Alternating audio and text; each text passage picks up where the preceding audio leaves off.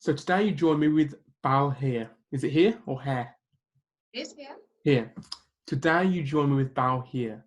She's the founder of the Estate Agents Regional Homes, a former police officer, and all-round success. Bal, you've defied the odds time and again, battling your way through debt or being a single mother with no family support and all the struggles associated with that, and many, many more. You've not only done all those amazing things and much more, but impressively turned around the worst performing office in the direct sales company, Arcadia Direct. You did this so successfully, it became the best branch in the region. So with all that said and much more to discuss, I'd like to welcome you to the first Inspire Initiative interview and ask you the first question. So when's the book coming out? Oh, I'd love to write a book. I really would. Hopefully sometime soon in the near future, actually. Oh, lovely. I have actually been sort of in talks with a couple of people.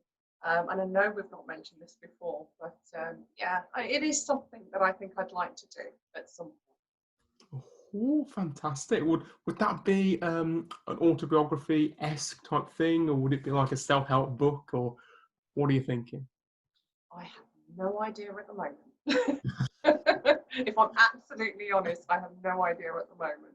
But I just know that it is definitely on that sort of tick list.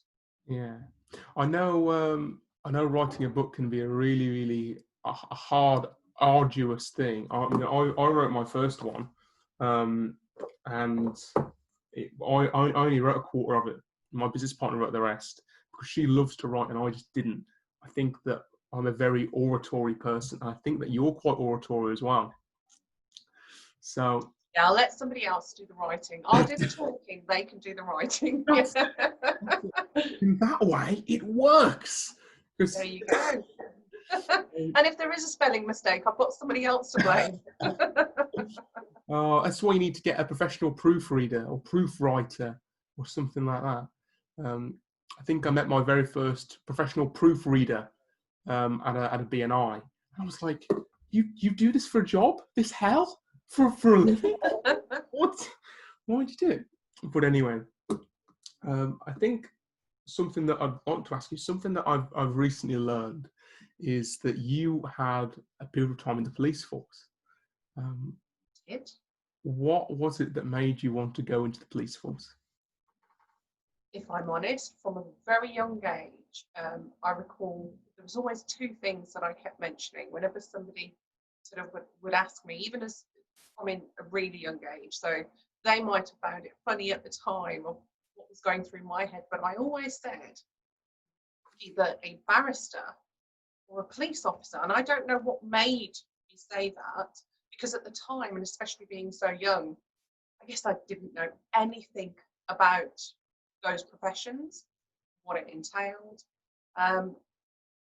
But then I realised, I know obviously in the force there's a lot of paperwork, but the barrister thing, that was way above my limit. So I thought, do you know what, let's go with the second option, police officer. But yeah, I don't know. It's just, I follow my heart and it's just where it was drawing me, that's all. I see.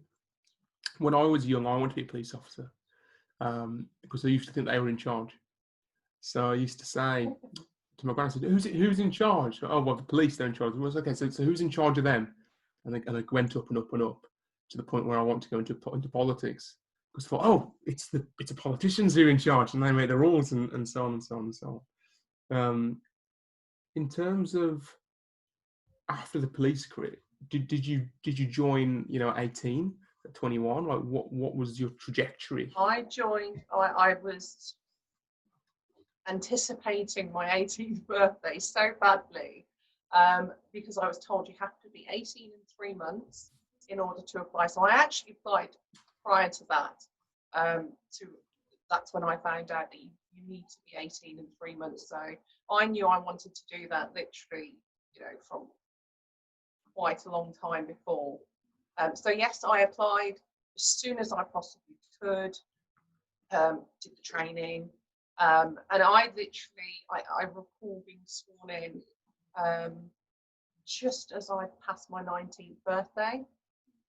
So I was literally the baby of the pack. Wow. I didn't look like the baby of the pack, but I was the baby of the pack.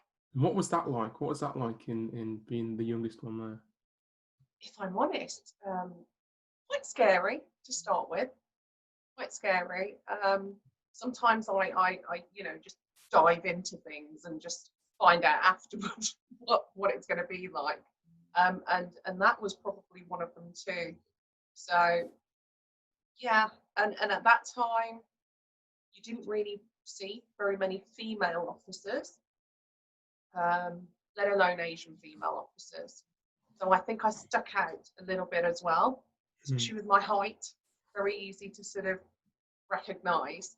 Although normally it's the opposite. They say that it's very difficult to recognise somebody in uniform to sort of when they're out of uniform.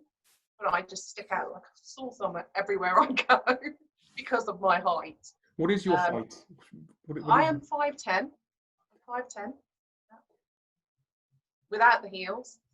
Without the heels. Oh, without the heels. What be with the heels? Like, it's about 6 foot. Yeah. Yeah. Isn't it? Wasn't it the ex French president, something like Emmanuel Macron, that used to, women used to be really, really tall compared to him, or used to make them wear like non-high heels because he had some sort of masculine issue because of people being taller than I felt pressured into having to wear flats before, and then I thought, stop this. I love my heels too much. I see. So I'm tall. Get over it.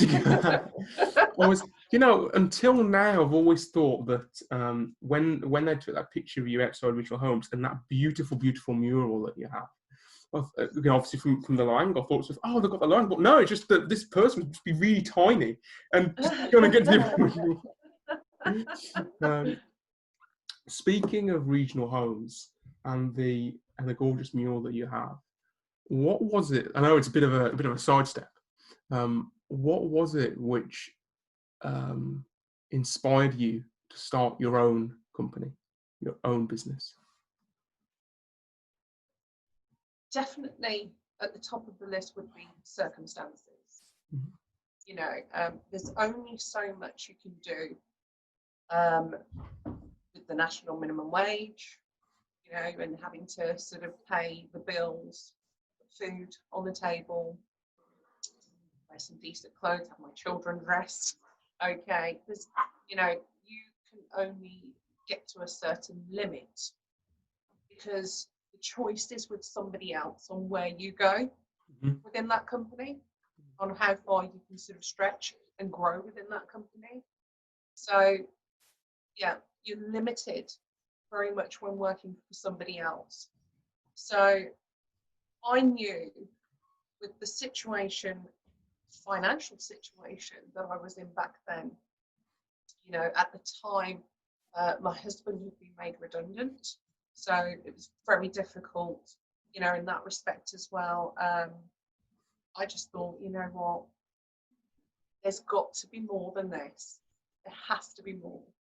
And it was, where I used to work, there came a point where I just felt enough was enough. I wasn't respected as an individual for the hard work that I put into the company. To the point I felt like I was seen as some sort of animal, My boss actually turned around and it was those words that sort of came to me, that when he just turned around and said, "You do what I tell you to do." And it was that moment that I thought, well, you need to take a step back and remember who you are. Times might be tough, but you still have a choice. You have a choice to accept that behavior and feel prisoner to that, or you have a choice to sort of remember some self-respect as well. And I just thought, no, this is the line. I was with them for, I think, at least 3.5 years. And as much as I was afraid that, financially, this does not seem like the right thing that I'm about to do, as it was the only income coming into the household at that time. I just thought, no, you cannot talk to people that way. You cannot treat people that way, and just think it's okay. And I just grabbed my bags and I went, no, I won't do. You tell me to do. I've had enough and I'm gone. And I walked out and I absolutely cried my eyes out when I got into my car. I was scared, nervous, thinking, what the hell have you just done, Bal? You know, you've just walked out of your job. Called my husband up first, and I just said, look, I couldn't take it anymore, because I used to bring my work home. I was working sometimes to ridiculous hours, you know, clients calling me on my personal mobile. My husband used to say, you know, you do realize you don't have to do this. You know, you don't get paid for this. But that was just my commitment and loyalty to the company. That even though I knew I wasn't getting paid for that, I like to give, you know, 100% into what I do. So the bonus that you get with me in that respect is that I don't leave a job half done. Even if it means that I'm not getting paid for that, that's just me as a person. And as that wasn't respected, you know, it needed to be done.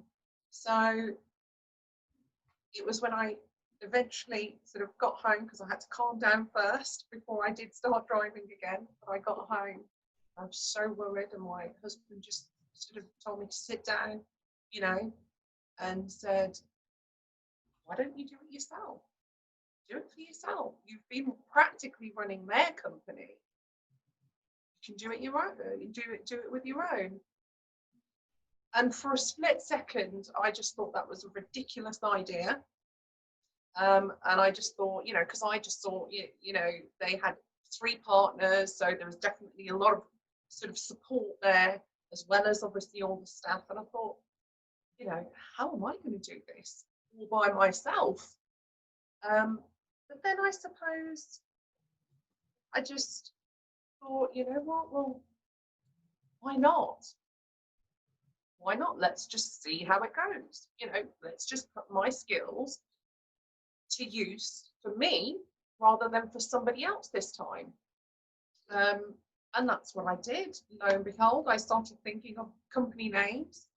And I just thought, well, all I'm going to be doing is what I was doing previously before, but for myself. And that is it. And, you know, I just thought of obviously the name, and I thought, yeah, you know, and even then, I suppose I was obviously being very optimistic, because I was thinking, I don't want a name that sort of limits me to one place. So I was already thinking bigger from that point, just thinking, well, you never know, maybe, you know, and I just thought, yeah, regional homes. Online, registered the company, started grafting. That is how regional homes started. It's so often the case that to reach your potential, you have to be pushed out of your comfort zone, you know. A certain principle that's broken that you can't carry on abiding by. And clearly that's what happened with you. What happened beforehand? Obviously the final straw that broke the camel's back was the you will do whatever I tell you to do. But what was going on before that? Paint a picture for So me. I was literally, I came in as a receptionist because I was desperate for work. And at the time, and when I had the interview, you know, I was being told I was overqualified anyway. And I said, look, I don't mind. Even if it's just a receptionist role, I'm happy to take it. But I promise you that I can give you more than just being a receptionist. You know, so you get more for your money. And so they gave me the opportunity, which I was very grateful for. And what they could see, and they were also, you know, troubled with staffing issues as well, which don't we all have them? But I'm really good at doing more than one thing. So I'm a great multitasker. But I just seem to have, and what I've learned today, that is, I just know I have that hack of being able to keep things in control, and just sail the ship as so. So I was not only doing the general sort of answering the phones, call handling, but then I also saw that they required assistance in more other fields, should I say. So I don't want to sort of put them down in the sense that they didn't know how to sort of have those business-like qualities, because obviously appearance is everything. And even from the way I dress to the way other staff members dress to come into work, first impressions always count. And that wasn't me impressing my boss. It was more so, well, your customers or potential customers that come through, to believe that I am capable of helping them with what their needs are. So, I used to get people coming in saying, "Oh, is this your business?" And my director would be sat right behind me. So it just goes to show, how you present yourself is also very important. But I was very much, like I said, in helping people, and they were an estate agency as well. So, people looking for properties, their perfect property, I wouldn't just sort of answer the call and just fob it off and put it through to somebody else. I would genuinely, assist their needs, their inquiry, whatever it was. But you could see me not just go for, what was there sort of on the property list. If it wasn't there on the property list, I would sort of do extra things, such as have a look around to, who does have these properties. And that's when my sort of seniors realised that I'm able to bring in business as well, because I'm former sales also. So I know how to talk to people. I know I can relate with people. And I know I can build that bit of trust, as in to say, look, I can help you find somebody for your home. So I was working sort of in all different areas. Although I came in as a receptionist, I was doing, the reception, the admin, the sales, and even to one point, also helped out a little dispute between the directors themselves, falling out between one another, bickering all the time. But to the point where one of the directors sort of just went, "That's it, I'm not dealing with this anymore." And the other director, who wasn't really computer savvy, never really did the legal side of things, the contracts and what have you, he was like, "Oh my God, I've got a client coming in, at 3 o'clock today. They're expecting a contract. What the hell am I going to do?" And I went, "Well, he keeps everything on that PC, doesn't he?" And it was just sort of like showing them that when there's a will, there's always a way, and not to panic, because, there's always a way to sort of get through it, and especially working together. And I think more so that director was sort of throwing his dummy at the pram. Not just the director, sorry, one of the partners was throwing his dummy at the pram to say, I'm the main person here, and without me, this business won't run. And I helped him prove, the other director, the nicer one, should I say, I helped him prove that actually it wasn't needed at all, because I found where he had his contracts, and I went, "Well, surely it's exactly the same, but you put in different details." And he went, "Bal, you're a saviour. This client is really important to me." And I said, "Don't you worry, you sit back and don't feel the need to go, beg and crawl and ask him to come back. He'll come back on himself." So it was things like that I was very much, I was with them all the way.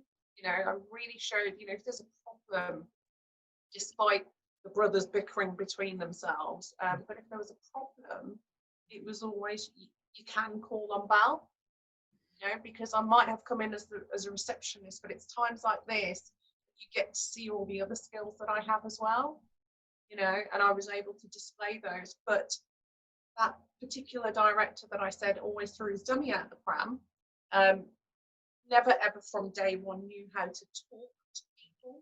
That was one of the biggest problems. You know, people would come in and they'd be complaining, and if he wasn't there, you know, I'd be the one that would have to sort of soften, you know, the edges with them, and just try and get them sort of more at ease, a bit more relaxed, and just assure and hope that, you know, things would be sorted for the clients. But he never knew how to speak to people.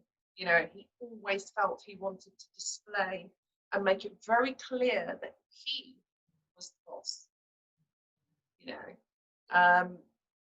So it was quite tough working in that environment. I was older than him, although that didn't bother me. The only thing that bothered me is that from my upbringing, I've been taught that you respect your elders. So it wasn't difficult, it just felt so disappointing that I was being spoken down to, you know, even though I hadn't done anything wrong. It was just a fact that, you know, I'm just going to make you feel little. And that's it. That's my mission. That you must remember, I'm the big man around here, you know. And believe you me, it wasn't easy to forget that either, you know. But he just didn't have respect for people. And he still has the same problem today, you know. And I'm very much, and the funniest thing is, the other two partners, I'm still very much good friends with.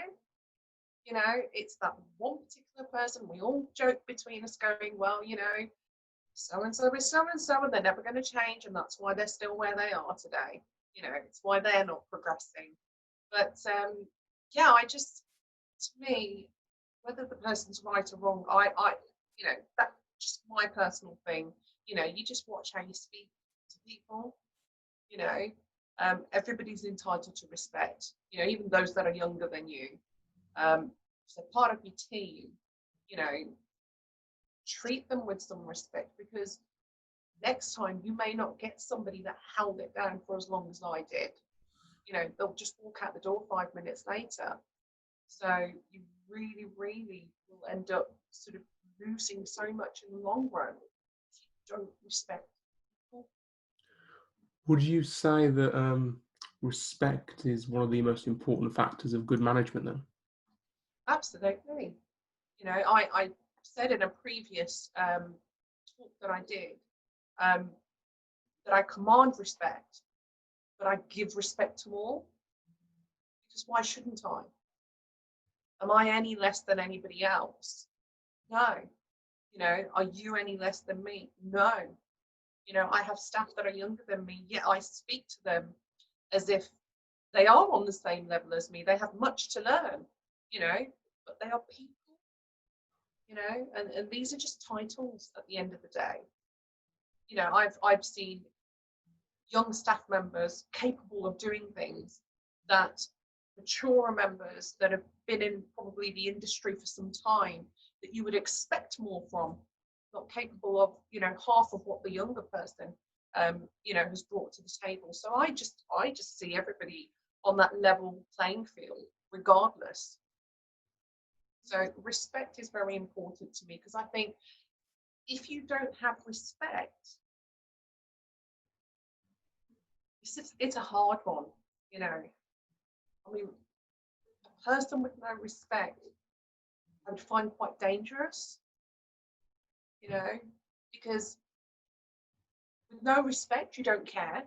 And if you don't care, you know, there are no boundaries.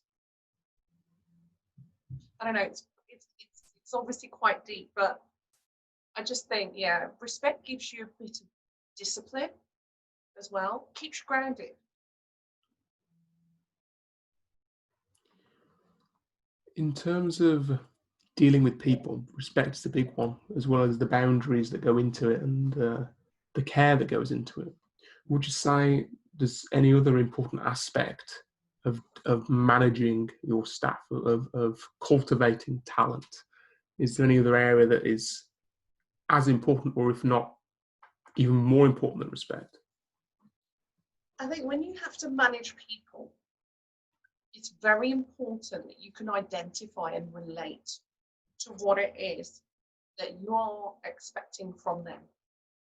So I'm a firm believer of you know,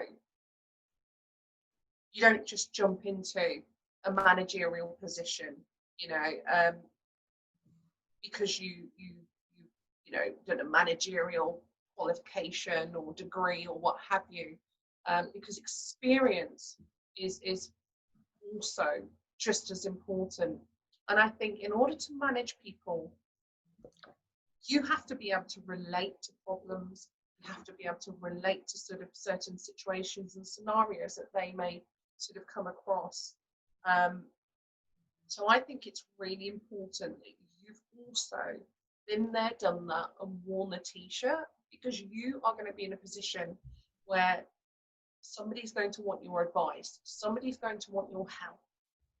You know, it's like baking a cake. If I've never baked a cake before and I say, oh, all you do is put in eggs, flour, milk, you know, milk, there you go, got that wrong. Well, some people do use milk, eggs, flour, sugar, you know, butter, whatever it is. If I've never done that before, you know, and I make out it's as easy as, you know, well, what about the rest of it? What about make sure, you know, you put it in for this time, but take it out too early. If you open the oven too early, you know that's going to obviously make your cake, you know, deflate, or, you know, there's so much more to it. There's so much more. I remember somebody telling me that, you know, it's all in the order of the ingredients as well. It was beautiful sort of cake baker, and they told me, actually, you don't just chuck everything in, it's a process, you know. And it's just little sort of examples like that, you know, things aren't as black and white as they seem sometimes, so you need somebody that has been there and done that to be able to offer sound advice, you know. So I think that's really important when managing people. If you don't hold, you know, I probably shouldn't say this, but I don't care about qualifications. I care about experience. You know, so to me, experience comes first over qualification. I think that's really important. I think that the more that you look at the world we're in today, any Tom, Dick, or Harry has a qualification. What is going to be the dividing line between who gets hired and who isn't is that experience. And it's experience in the area you're hiring and life experience. I think it's why it's incredibly difficult for younger people to get hired into a particular job, because they'll say, oh, I don't have, you know, they need the experience to get into the job, but I need the job to get the experience. And in this cycle, but what they don't realise is that there are opportunities which can come up, which can give them that experience, which can give you that chance and that shot. There might not be very much money, there might not be exactly your job that you want, but it could be a skill.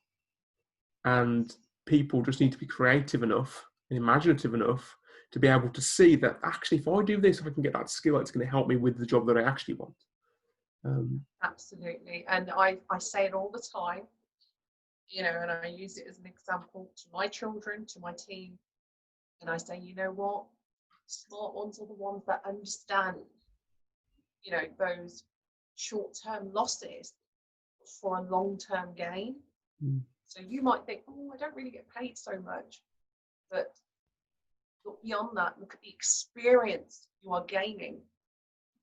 That then in the long run, you will be earning what you want to be earning and more, you know. And the other thing that I always say is, and I genuinely believe, because obviously you need patience, but all good things come to those who wait. You just got to be good at displaying that patience. I think to add a caveat to that, I think all good things come to those who wait and put the effort in, because absolutely. Yeah. I think people hear that, you know, when I think there's the movie called The Secret, you know, when you if you just wish for something to come true, you know, is it called a positive? I can't remember the rule of gosh, can't remember it now. It's the law of attraction. That's it. The law of attraction. Right, yes. That if you want something hard enough, it'll come to you. And I believe that. I believe that. But if you're going to be at home all the time, like, oh, I want a million, I want a million, I want a million, all you're going to get to the door is bills saying you owe us money, you owe us money, you owe us money, because you're not actually going out there to work at it. So 100% agree. You need patience, you need dedication, and you need sheer willpower. I think it was Friedrich Nietzsche. I think he wrote a book called The Will to Power. And it was this idea, this concept that if you want something, you have to will it. And that before that you achieve it, you have to first will it. It comes from internal before it becomes truly external. Moving on a little bit, you mentioned about when people were young and that sometimes younger people show signs of success and signs of things that you'd expect from a more experienced person, what you don't actually see from an experienced person. I want to talk about an experience that you had when you were in this sales role. I know from previous conversations, you were at a very young age. Tell us more about that. How did you get that job? What was that job in particular? So when I decided that there was time for change with West Midlands Police, the only reason for that change was the fact that I knew, as my personal, as my character goes, I thought at some point in my life, I'm hoping that I will have a family of my own, and have children. And there were things that I saw within the force that I thought, okay, I can deal with this. Would my family be able to deal with this? You know, would it be fair on them? Constantly worrying, you know, oh God, is Mom going to come back today? And we've had some pretty scary times since, you know, of things going on. But, you know, and just little things like when I used to sort of, if I was off duty in the Birmingham city centre, going shopping even, and again, I'd hear, she's a pig. And that didn't affect me. That didn't affect me personally, you know. And it was like, oh, I smell bacon, you know. And it was like, right, they obviously recognise me, even though I'm not in uniform. And all I thought to myself, okay, you know what? Alone, absolutely fine. I can obviously look after myself. But what if this was a day in the future where I'm walking in the city centre doing some shopping with a child of my own, young child, you know, and I hear that, and there are some pretty weird people out there, pretty scary people out there where, you know, they're not going to look at whether you have a child or not, you know, but that could be prime sort of target for them and a chance for them to be able to react to obviously the fact that they don't like police, they're anti-police. And I just thought, okay, so if this would happen, would I be sort of, would I react to look after myself first or my child? You know, and I just sort of had that little dilemma in my head going, so which one would you do, Bal? You know, it's like, did the egg lay, you know, did the chicken lay the egg, or which one came first? You know, and I just thought, okay, that's something to think about. So the other second part of it was the fact that I thought, I'm not, again, one of these sort of, I can't do part-time. I'm not one of these part-time people. Like I said, I'm 100% on nothing with everything that I do. So I knew part-time wasn't going to work because, again, those worries would still be there. So I thought, right, I think Bal, to look at a different sort of a change in career. So then what did Bal do? She went and found another thing that isn't ordinary or common, should I say, for the average person, you know, my friends or family members or what have you. I don't know what it is about me, but like I said, I must be a glutton for punishment. But I just do sort of different things, you know, I like sort of challenges. So I went for an interview for Arcadia Direct. And at that moment in time, when I was going for the interview, I didn't have a clue that this was going to be sort of sales. And I had an induction. I was told that I was going to be going out with somebody and seeing sort of what was going on. I was thinking, going out? Where are we going out? You know, soon found out when I was in the car with a group of other sort of the other team, and I went, "Where are we going?" And I went, "Oh, we're going right, wherever it was that day." This is right, okay, and this is right. So you're just going to observe us today, and then obviously we'll have a chat later on and see how you feel. Still was thinking, what are we doing? You know, what are we doing? You know, what do you guys do? Until it happened. Split off, paired off, and we were walking towards doors and knocking them.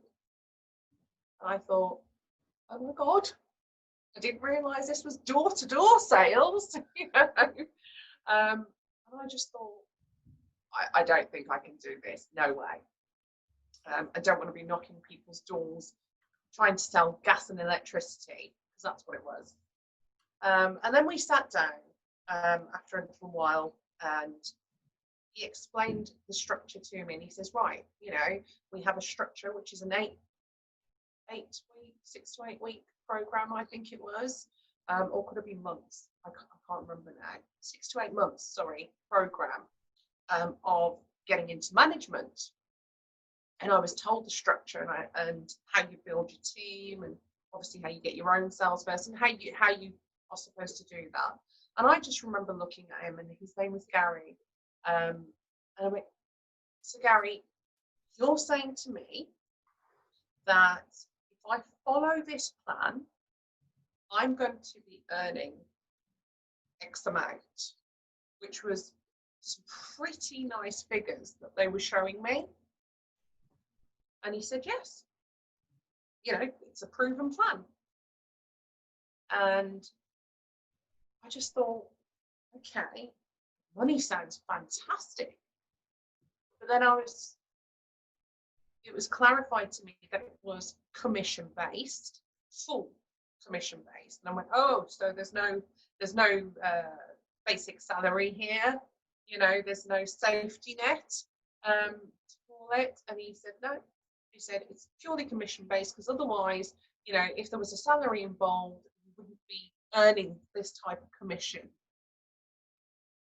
So there was a lot to think about when I went back, and they'd left the decision with me.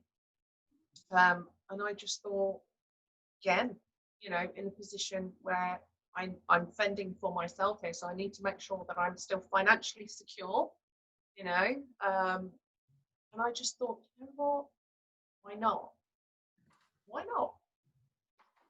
If you're saying all I have to do is follow that system, then fine, I'm going to follow that system. And if by following that system I don't get what I want out of it and the promises that you've made, then I will argue that point, you know. But there's no point in arguing something until you've tried it. You know, when you're able to prove something wrong, then you can stand out and shout about it, you know, and be loud about it. But you can't just say something, you know, oh, that's not going to work, without trying it yourself. So, you know, I went along and I realised I was now knocking door to door and selling gas and electricity. But you know what? I think because I was so afraid that I didn't want to end up with nothing at the end of the month. You know, again, it was putting me in those challenging situations where it was, you know, do or die. You know, it's time to swim here, not sink. And I seem to very much do well in those challenging times and circumstances. So, yeah, I found myself being able to, you know, sell gas and electricity, build a team, work myself through the system, and there were so many people during that sort of 6 to 8 months that failed, that left and went, oh, this is bogus and it doesn't work, and it's a, they promise you this and it doesn't happen. But these were all the people that halfway through their day decided to sit in a pub and just moan about their day, that they weren't getting sales. Don't get me wrong, I had a few of those days myself, going, I can't do this anymore. But the point is, you've got to keep going. You've got to prove that system wrong. And again, I was very successful, and I was the only female to have made it into management within that company. The only female in the company. Wow. So I don't know since my time whether anybody's done that, but I held quite a lot of records there. I held a record for the most sales in one day, because they set challenges, and it became quite a thing actually, where they were like, well, do you want to take Bal on? And I'm quite up for a challenge. I love challenges, I thrive on them. They're exciting, I love it. So when a challenge came along, everyone would be like, oh please, when you're pulling names out the hat as in who you're going to be paired with, everybody was fearing my name, because it was like, no, we don't want to go against Bal, we don't want to go against Bal. And I won trophies and everything, and I was never beaten, never, I'm proud to say. Excellent. And then obviously when I got into management, and at the end of the first year of being a manager within that company, every year they held a company rally, and I recall one that I went to was at the Aston Villa Football Club. So it was huge. They had press there, everything, and they would give out awards, so they'd recognise people and their good work and what have you. And I thought, I've only been a manager for a year, so I'm highly unlikely, with all the awards that they give out. I thought, okay, do you know what? I know I've done good, so maybe, just maybe, I might get Rookie Manager of the Year, the newcomer. So I was crossing my fingers, going, oh, I hope I get an award, that would be great, and I had all my office with me, 60 guys, from my office. That's obviously had built my office when I got promoted to run the failing Wolverhampton branch. And all the awards were going, and I thought, oh, Rookie had been given to another dear friend of mine that had been promoted into management, and I thought, oh well, that's over then, isn't it? Oh well. And then it came to the highest award that you could possibly get, which was the last award, Manager of the Year. And of course, I wasn't thinking that, I'd be able to sort of be even put forward for such an award. This was the big one, the 17 offices around the UK, 17 other managers, including, I thought my manager, because he was quite, something within the company, should I say, and he had the Birmingham office, and Birmingham was always, it was seen as you can't beat Birmingham, so I thought, well, that's definitely going to Simon then, and I was hoping it would, because, I was still rooting him, as he's my manager, technically he's still my manager. And then they announced it, and then it was only when I heard my manager up there saying, and she, when he mentioned she, my eyes lit up, my guys went crazy, and what? Seriously? Did he didn't. No, we're hearing things. My office is just going wild in the crowd, and he said, he said some lovely things, but, he said, I'm, really happy to announce that the Manager of the Year award goes to Bal Heer. And I was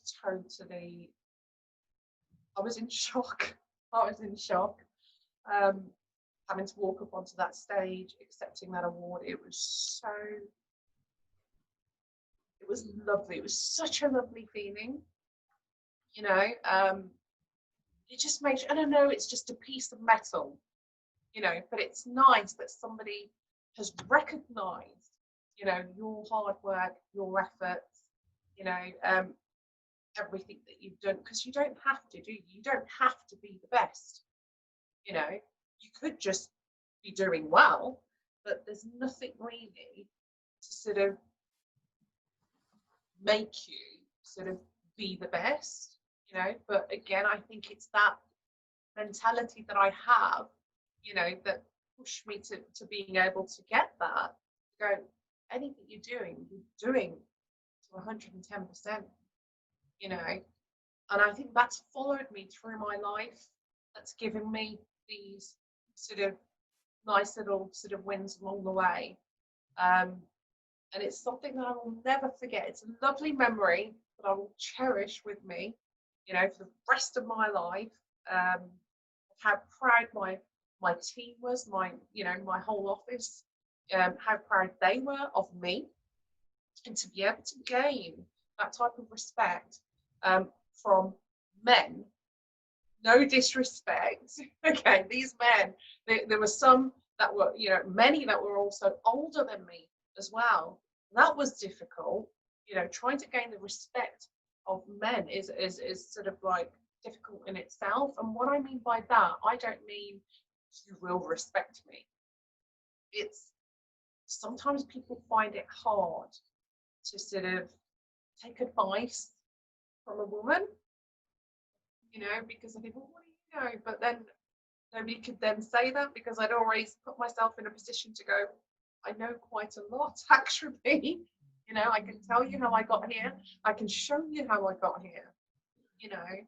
And that was one of my keys to success as well, on how I built my office to being the number one office. Because I never ever, like a lot of managers, once they hit management, they would never ever go back on the field, as we called it. They wouldn't knock a door again, because they didn't have to.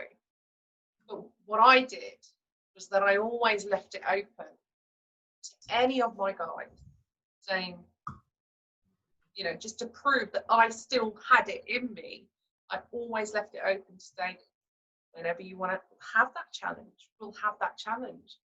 So there were sort of frequent occasions where somebody would get a little bit cocky in the office, you know, and they'd be like, yeah, Bal, but I bet you can't do that now, Bal, can you? You know, I know you hold the record, but can you do it now? I went, never ever challenge me. The biggest mistake you can do. You know? We're like, yeah, well, you know, we don't reckon you've got it in you now, Bal. And I says, right, why don't we put our money where our mouth is? And they knew that my paycheck was a lot bigger than their paycheck. And they'd seen it. So, you know, I was very happy to prove that literally on 100% commission, you can take home a lot of money if done correctly. So, you know, at one point we did, and I says, you know, your paycheck to my paycheck. That's how confident I am that I will still come back having thrashed this. You know, no cheating, no nothing. You know, it has to be straight down the line. So many a times I would do that, and again, nobody ever could. Nobody ever did. You know, I never took their wages, obviously. You know, I wouldn't do that. But it's what kept that morale going, and it's also what sort of, I think that's why they respected me, because I wasn't afraid. You know, I wasn't this person that always wore her designer suits, but then was afraid to go back into the field and have to knock a door. No, I'm very much, you know, do lead by example. And, you know, sometimes it's the best way for people to understand and learn when they can see you in action, they can see you doing it, you know. So that's why it's the same with my team now, you know. If I need them to do something and they're not doing it correctly, you know, even if it's so much as they didn't take the call correctly that came through, you know, then it's a case of, watch the next one. I'll do it. Yeah, you listen to me. I'm not afraid to do that. At no point do I need to feel, because I don't put myself on a pedestal, I have no worries of having to step off it, you know? So, yeah, I don't know. I can't remember the question actually that you gave me now, but I think it was, how did that come about, working for Arcadia? Is that correct? Yeah, but it's okay because you gave me much more than what I want from the question, so it's fine. Yeah, I find it hard to shut up, so No, you'll no, have to it's just stop me. excellent. It's excellent. Something that you mentioned during your answer was your own personal keys to success. Now, I'm curious to know, do you have any more keys to success? Things which has consistently worked for you? I would say, yeah, absolutely. And it might sound boring because you might feel that you've heard it previously before on numerous occasions. But maybe you're hearing it because it's true, you know. And my firm belief on anybody that's trying to reach their success, and success is measured in different ways. You know, this doesn't have to be successful because they've got a lot of money in the bank. You know, it could be anything. You know, it's, you know, getting into that career that they want to get to, or, you know, starting their own business, or just successful within their marriage, for instance, their relationship, you know, and how to sort of go about things. And I think with anything, whatever field it is, personal or business related, you have to be prepared firstly. So a lot of preparation goes into sort of gaining that success. So you've got to be prepared that not every day is going to be a sunny, hot day, for instance. Okay, you're going to have your cloudy moments. You need to mentally remain strong. You know, I've said it before, physical strength not required. Mental strength, yes.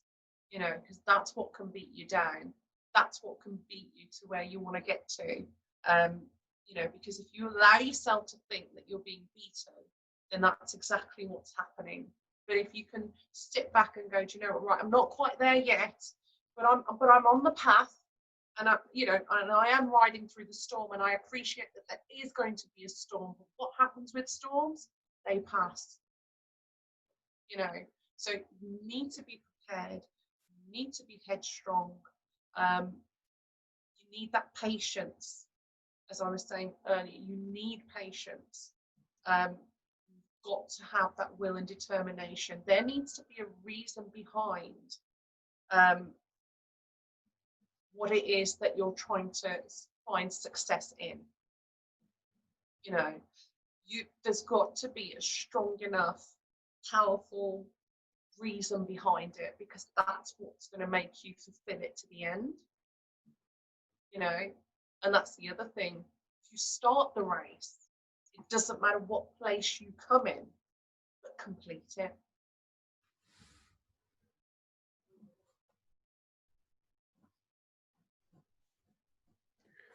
I think that's quite powerful. No matter what, if you start the race, no matter what happens, no matter where you come, complete it, finish.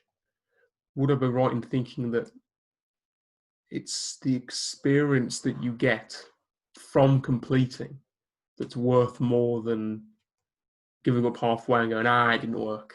Like what those people do. Absolutely. I have a very sort of, I can be quite protective as well as a person. So, as a mother, as a wife, as a daughter, you know, as a friend, even. And if I can help in any way, I'm there. You know, I'll do it.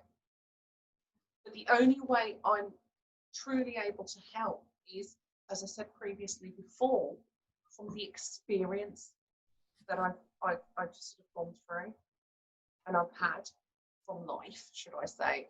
The amount of times that I have, you know, friends or whoever it might be, family members that I, you know, am very close with, the amount of times when they come to me for advice and I give them genuine advice. Firstly, I've always given it from stepping into their shoes, their environment, their surroundings, their situation, not my situation, their situation. And I aim to try and give the best advice I possibly can from that, based on my experience. And I get a lot of people turning around saying to me, "You're so good at giving advice," and I think it's because you've got to stop thinking that everyone's situation is like yours. You can't give advice based on just you.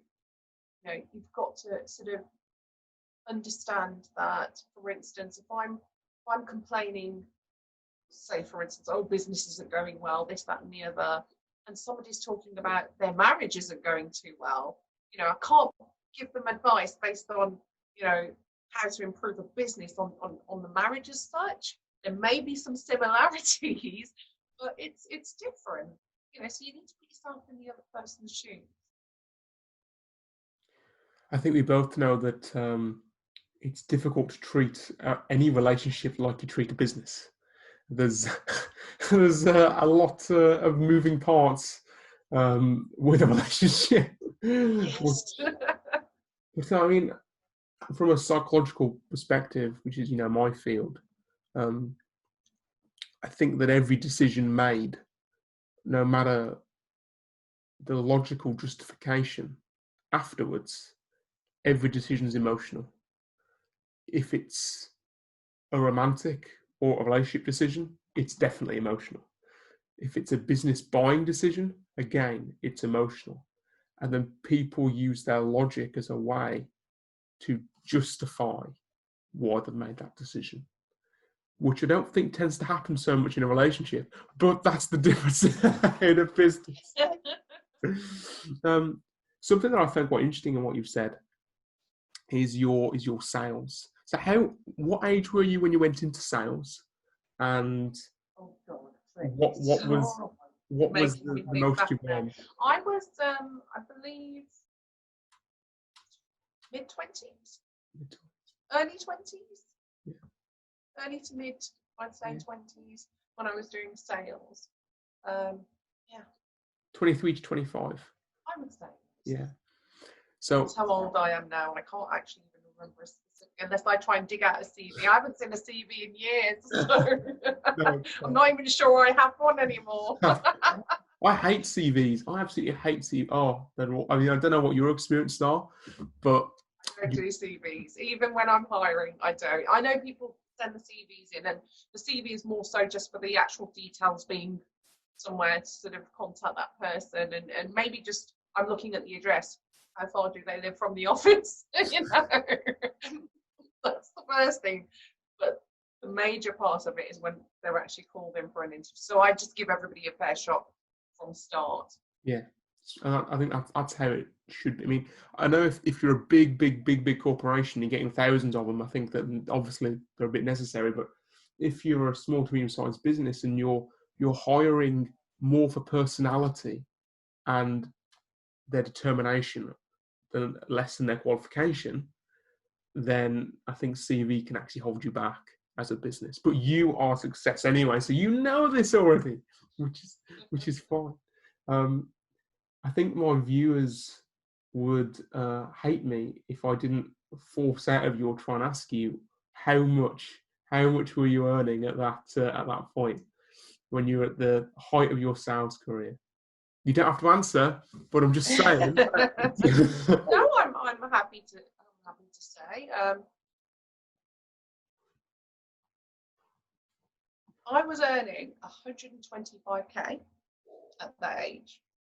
And the reason why I paused before giving that answer wasn't because I'd forgotten or was trying to remember how much I earned. It's because sometimes I feel that people get carried away when they hear a figure and they get excited, but they don't realise how many hours I've worked for that figure and what went into that as well.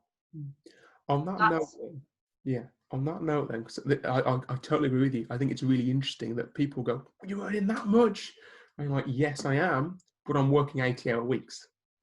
You know, we're talking here that 60 to 70% of my time that I'm awake is spent working. And that's the reality. So I've got a two-part question here, and I'm going to ask you both parts now, and we'll get through it. So I'm curious to know, what were the sacrifices like that you had to go through to reach that point? And the second part, probably the more fun answer, what was your life like at 23 to 25 years old, earning 120k? We'll say something like 80k after the taxes. What was life like for both aspects? Got the first question. I've remembered the last one. So The first went into that. Yeah, the sacrifices that went Sacrifices. into Okay. get into that So, point. firstly, the sacrifices. The hours. Mm-hmm. You know, I was literally working at least, oh God, 70-hour weeks. You know, I didn't feel as if I actually had a life. Everything was about work. You know, my team, my colleagues, my staff became family. It was almost as if we lived together, you know, and I suppose that part of it didn't affect me so much, because at that point in my life, I didn't actually have sort of close-knit family surroundings, you know, but sometimes it's like, you know, if you just wanted to stay at home, for instance, or you wanted to meet a friend that you hadn't seen in ages, you know, you couldn't go too far out because, you know, you'd have to be back in the office, you know, or you had to be very much still. It was like being on call 24/7, you know. So again, that places restrictions on you as well.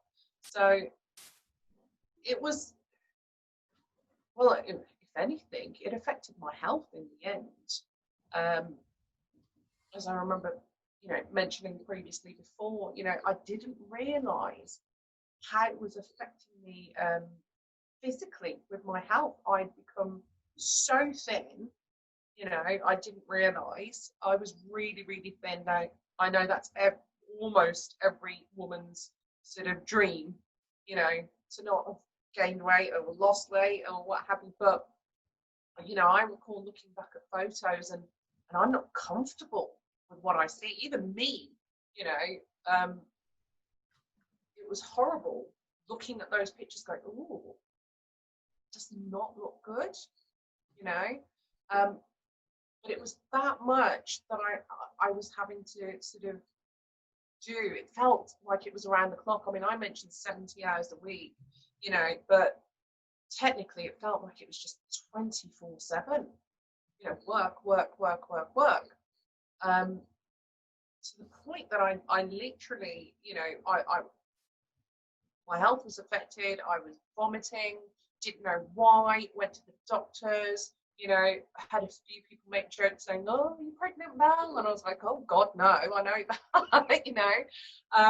But, and then ironically, when I left, you know, I think it was literally a month later, leaving, you know, the whole sales and marketing industry and where I was working, I realised I was pregnant. Wow. Yeah. So the strain, you know, I can't explain how much, you know, was actually placed on me for that type of money. You know, it's kind of saying, you know, nothing gets handed on a silver plate. To everybody else, I was, she earns this much. She's always got money. She wears designer clothes. And at that point in my life, I did. You know, I was very much, everything about me was designer. You know, but I wasn't big-headed with it. I just loved what I was wearing. But I was younger then, you know, and I was like, yeah, you know, I like this stuff. What my life was like you know, in one respect, like I said, it was actually my guys, my team, my office, you know, staff or be part of the team. You know, we'd at the end of an evening, we'd go out, we'd have sort of a meal, you know, and I'd so easily just say, listen, guys, this one's on me, you know. But I kind of was spending my money back on my guys because they also had to do so many hours, you know, and I could see they didn't really have a life either, you know, not all the time, but just from time to time, I'd treat them, you know, I wasn't driving at the time, but I would be catching black cabs, not even calling private hire because they were cheaper. I'd just flag a black cab whenever I wanted. And I did a lot of commuting from Wolverhampton to Birmingham. So I was constantly black cab, wherever I go, black cab. And it was, they hated me. They hated me because I was always literally pulling out a 50. You know? and it was like, oh, we don't have that change, you know. And I was like, oh, you're not gonna, I'm gonna order one later, aren't I? You know that. Couldn't get me back up at this time. You know, it was, you know, they all knew me. Felt a bit like Citizen Khan there. They all know me. I used to love Citizen Khan. What I was I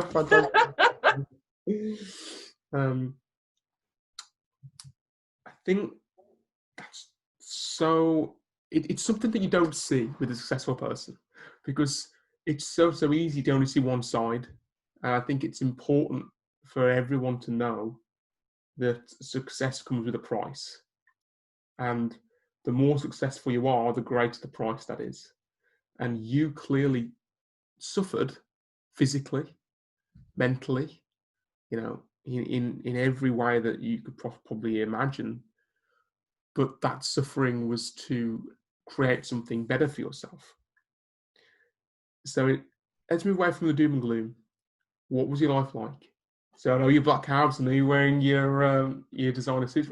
Give me more. Yeah, when I would say I probably slept very little because I felt if you work hard, you've got to be able to play hard. You've got to reward yourself, right? Yeah. You know? So, yeah, very much sort of, yeah, I worked hard and I played hard. That's as much as I'm giving. I was young then, so. Yeah. Okay. But no, I mean, honestly speaking, you know, there comes a time where you think, okay, you know, so please career in one respect, then you think, okay, that's not going to suit sort of if and when I have a family. Then I've gone into this new field that I've never touched before, sales and marketing. I've grown within that company. And then you think, okay, now this is fantastic financially, but how can I do this again if I want a family? So everything's been catered into sort of trying to find that balance, you know, between having the time as well as having the money. So that's when another sacrifice had to come to go. Do you know what? Money might be great, but it's not allowing you to sort of move forward and build that dream. You know, at that point, I did not ever think that I wanted to own my own company. I very much had, you know, the thought in my head that whatever it might be, okay, get to a point where you're one below the person at the top. So I didn't want to ever own a company.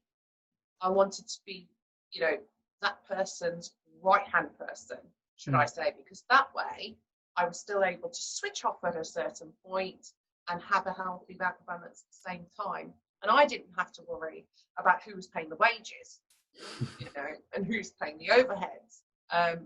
That's not my stress, that's the other person. Yeah. So I was very much prepared to be able to find something where I could work myself up to sort of a very senior position, where I had the balance of, right, 6 o'clock, I'm going home, and I have my weekends off, or whatever it might be, and I have a healthy bank balance too. But yes, that wasn't giving that to me. So that's when it sort of came to the point where I thought, and especially with my health deteriorating so much, that was definitely a warning sign. And the one thing, and I'm so glad to be able to say that my manager there with Arcadia Direct, will always hold a special place in my heart because of the guidance, the mentoring.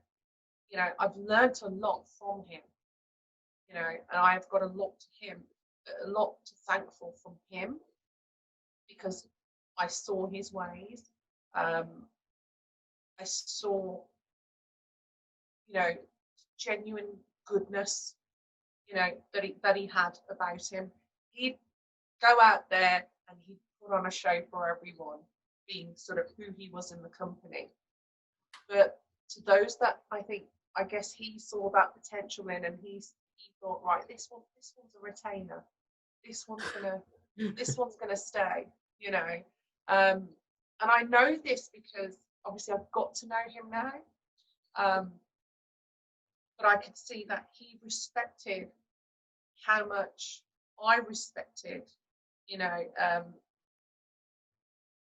my future and what I wanted to do with my future and what I did for the company as well. I was a no-nonsense kind of person. One of the things that I actually said to my manager one day, which I couldn't believe I said, but it just came out of my mouth, and because it was more of a male-orientated environment, some females that often would come and join and what have you, they'd batter the eyelids and they'd sort of think that would help them get a promotion or get into sort of and pretty much brown nose managers, should I say. Now, another thing, I've always been pretty much one of the lads, should I say.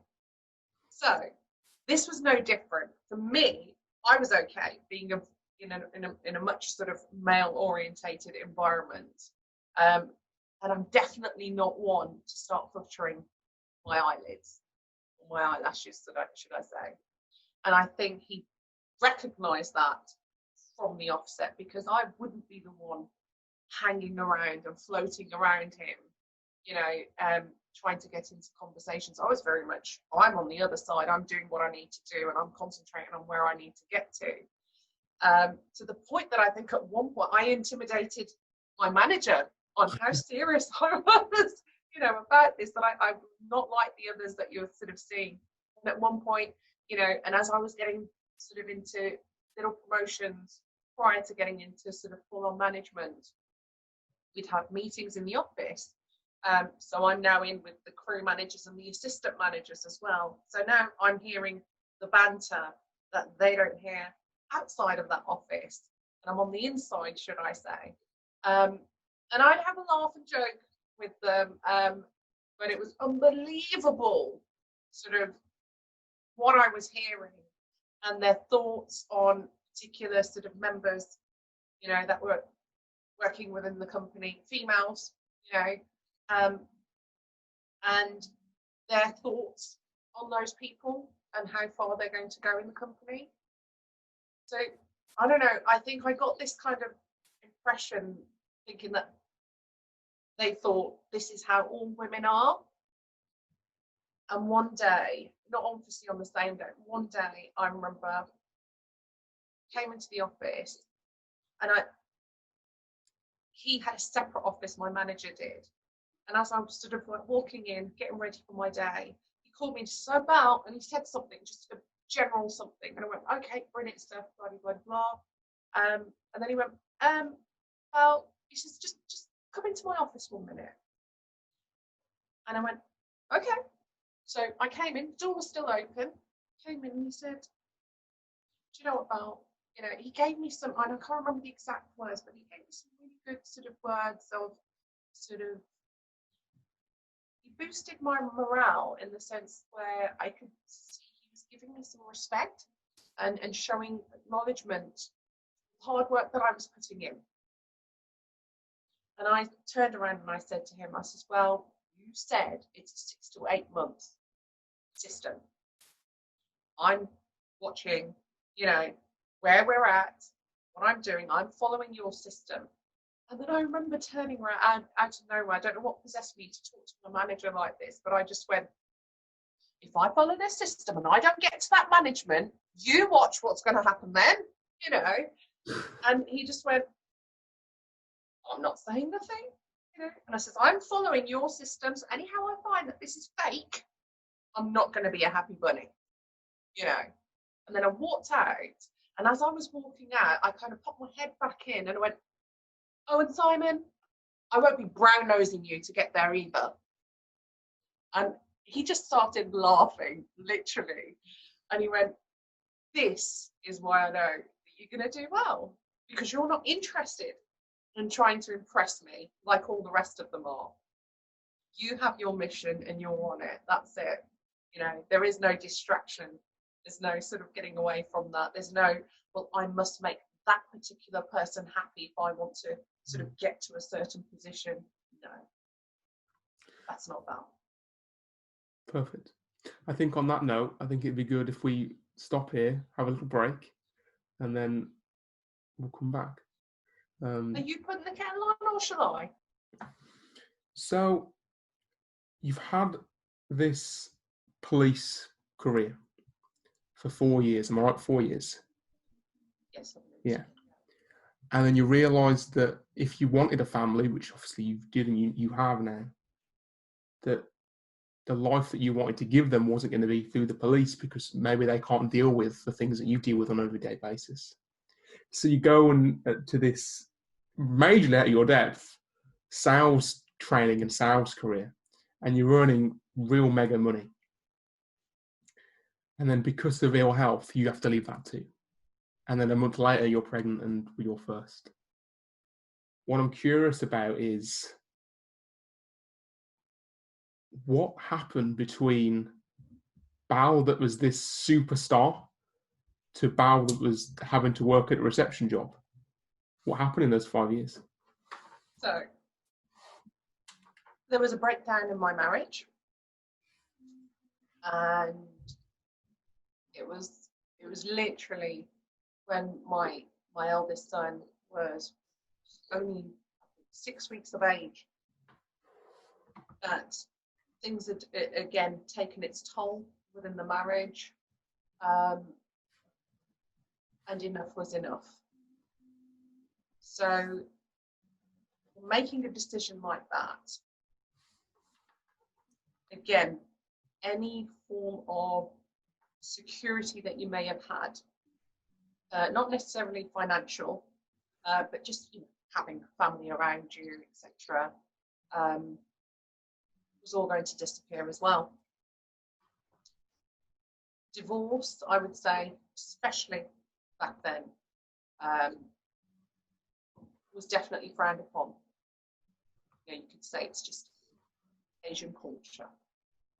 I think a lot of the time, and again, especially back then, I know things have changed and improved since, but I know also in parts it still does exist where, divorce is just seen to be as a really foul thing to do, regardless of how it may be impacting you mentally, physically, the strains that can sometimes be associated with that as well. Again, going back to the person that I am, respect is a big thing. Respect is both ways. I am a very strong individual, and I appreciate that others may find that a little sort of overpowering and difficult to deal with. But those that really know me and truly have got to understand me, understand that all I ask for is a bit of respect, as the song goes. But yeah, respect is everything to me. To show that you appreciate and you care. You don't have to go out and buy gifts and things like that, but I think it's so unnecessary that just because one partner in the relationship becomes fearful of another's success and holds that against you instead of supporting you, you know, that is toxic. And if they realize to work with you and support you, they realize that they also become benefit of that. They get to benefit too. At the end of the day, everything I've always done, I've done, you know, for the good of my family, whoever that is at the time. You know, it's always bearing those nearest and dearest to me at the time as well. So, you know, the success isn't for Bal to be this big shot and, you know, become a celebrity or what have you, and, you know, everybody's going, oh, Bal, Bal, Bal. It's not that at all. You know, that doesn't appeal to me whatsoever. You know, success is just knowing that I guess you don't really need to depend on others. You know, you can live your life how you wish to live your life, you know, and know that you can, again, be that provider. You're not necessarily the only provider in the family, but, you know, you are a contributor, a good contributor to that. And you can set good examples, you know. So again, it's my children in mind.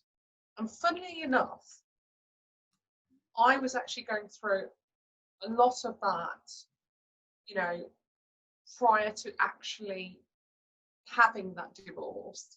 But I guess I just kept plowing through it because at that point it was only a direct impact on me and nobody else. But I think my eldest son in that respect is my savior, because when he was born, it was no longer an impact on just myself. It was a potential impact on our son as well. So I guess that sort of motherly instincts just kicked in to go, uh-oh, no. This isn't happening anymore now. You were saying about how your previous husband was intimidated by your success, and that was toxic for you, and that it wasn't until you had your firstborn that you realised that I can deal with it, was not fair on him. Absolutely. Yeah. So I made the decision that I wasn't going to be sort of tolerating anymore.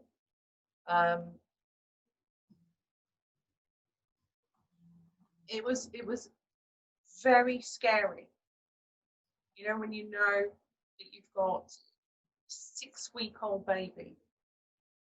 Again, I wasn't driving at that point. I wasn't working at that point because I decided, obviously, to leave. And at that point, I felt what I thought was going to be happening was that I was going to be spending time raising, you know, my children. I wanted to see the first steps, etc. Obviously, I only had the one at that point, but that's what I thought was going to be happening. And to an extent, you know, I had myself to blame for allowing that to happen. You know. How long had you been with him, by the way, before this happened? How long had you been with him for? Oh, it was 5 years before I had my son. I know that. So it wasn't that I'd rushed into having, you know, a child straight away, but I was still young. So I think I was around 24. I think I was about to turn 25 in the January. My son was born in the December. And I was about to turn 25 in January. So 25, 6-week-old baby, and this nightmare happening around me. Again, no work at that point. But I guess in one respect, it didn't worry me as too much because, again, there's always sort of family, extended family, and what have you. But the moment this decision came about, that's it. It shut the doors everywhere. It was now just me and my son. So, again, I guess I had to sort of put that sort of thinking hat on and go, right, Bal, you better start planning here. You better start thinking about what you're going to do. And something that I always knew and kept telling myself, even though I didn't have the answers at the time, I just kept repeating to myself, it is not going to stay like this. It is not going to remain this way. Things will change. Things will improve. But I guess I already was telling myself, well, look, you know, sort of like when you're weighing things up, you know, and you're going, right, okay, well, your son's 6 weeks old, highly dependent on you. Okay, so at this moment in time, what's top priority? It's going to be my son, the well-being of my son. So at that point, I thought, right, sole focus, raising my son, just in the best way that I possibly can. Be that on benefits, okay, because I can't go out. It's not like I've got a babysitter or money for a babysitter. You know, I can't go out and work at the moment. Also, my son is far too young. You know, didn't want to be leaving him with any form of babysitter at that time. So it was just a case of be a mum, Bal. Just be a mum. That's all you can do at this moment in time. When it's just yourself, you know, it's not so important. But when you know, okay, you know, you have to feed your son. You have to, you know, get nappies. You have to clothe your child. And you know, at that young age, they are rapidly changing in size. So, you know, a baby grow that fit last week doesn't fit this week. You know, so much expense. And I'm looking at the system and I'm thinking, God, what are they giving even for benefits? This is not, you know, how people can live or even survive. It's just not doable. So there were many a times I found myself getting myself into so much debt because of it. Because I couldn't afford to pay that. It was just, look, I've got to do what's needed right now and worry about that at another time. But, you know, the debt was increasing, bills weren't getting paid. Very, very, very, you know, worrying times at points. Many a times I wasn't able to even have a proper meal. You know, it was all about making sure that my son had what he needed, you know, cup of tea, biscuits, literally not wanting to touch, you know, some fish fingers because it's like, no, those are gross. That's for my son. I'll have a biscuit, you know. It's horrible. When I look back and I think about it, I don't wish to sort of think back on those times naturally, but I cannot describe the hell, the nightmare, you know, that I was going through. I even at that point, I remember losing faith. And I'm not, I would say, deeply religious, but I always had faith, you know. But at a time in my life, going through all of this, you know, endless days where I would be crying myself to sleep, you know. And this, I'm not telling you this to sort of have pity or have anybody feel sorry for me. This is literally, you know, exactly what it was like. You know, I'd be sort of looking up and, you know, talking to what I am thinking is God. You know, I'm having my words with him going, what are you doing? You know, what have I done? What have I ever done so wrong to deserve this? More importantly, you know, I've just brought my son into this world.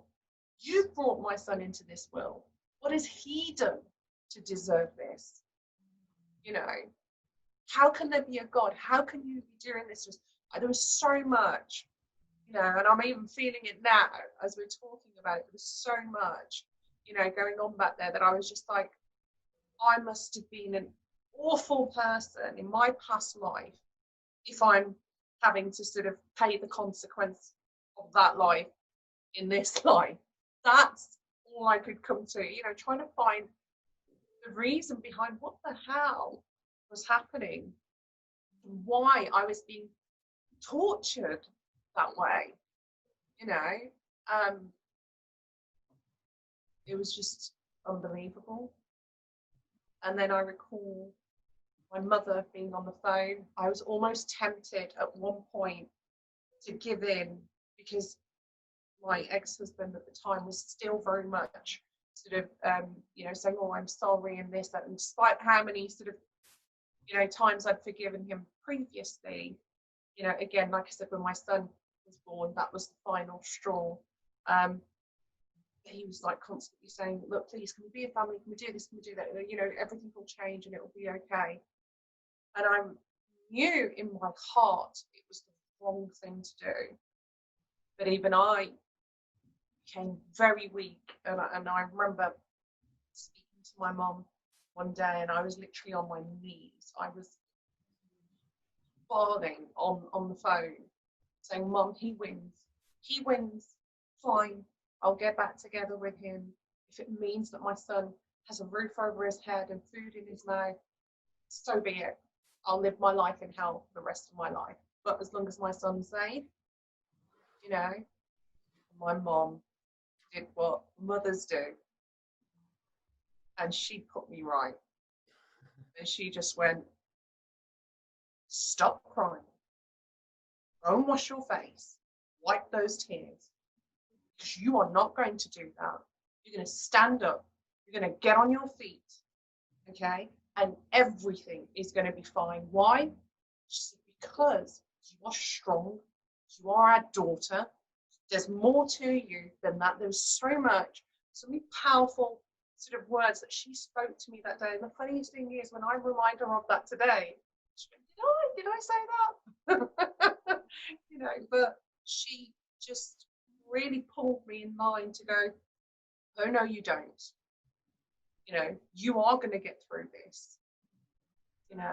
And thank God I listened to the advice, and I think sometimes when you have that good cry, it allows you to, I think it's the crying that makes you become avoiding letting out that emotion can weaken you. And once you've let it out, you kind of feel like a bit of relief, and you can sort of look at things from, a fresh perspective again and go, right, okay, you know what? Yeah, you can do this, Bal. You can do it. So, yeah, it was one of those moments where it was like, get back up and you dust yourself off and you keep going, and then from there, I just thought, you know what?